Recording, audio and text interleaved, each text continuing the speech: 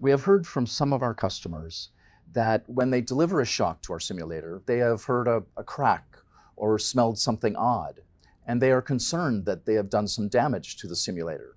This is definitely not the case. Defib pads are meant to be used with our simulators, just as they would with any live patient.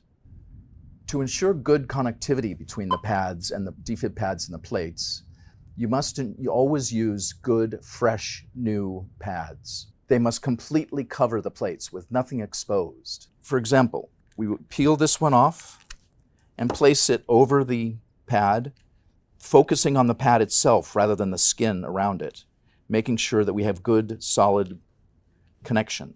Then you can place the pads on the skin just to hold them better in place. Here I'm pressing on the plate first before I'm doing anything else. It is possible that you hear a click or smell an odor after delivering a shock. This is quite normal. The click can be due to the high voltage being delivered, and the smell is due to the gel that the manufacturer puts on the pads themselves to help ensure connectivity. The mannequin is fine. We have done a great deal of testing at Laerdal to ensure that these simulators can endure a great number of shocks with no harm coming to either the mannequin or to other people around the area. There might be some discoloration to the skin, but that's the only thing. And lastly, here are some general guidelines to always follow when you're using defib pads and plates. You want to ensure good connectivity, but you do not want to use excess gel. You do not want to use overly dry either pads.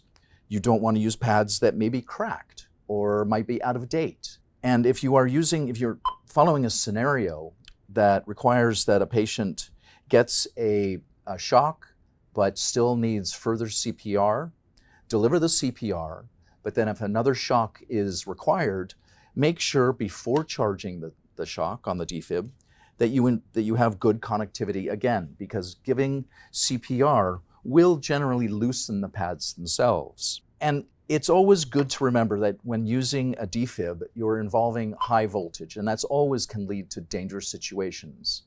And so care must be taken, especially if you're used to using with enriched air or oxygen. You should not do that with our SimMan mannequins. Thank you very much.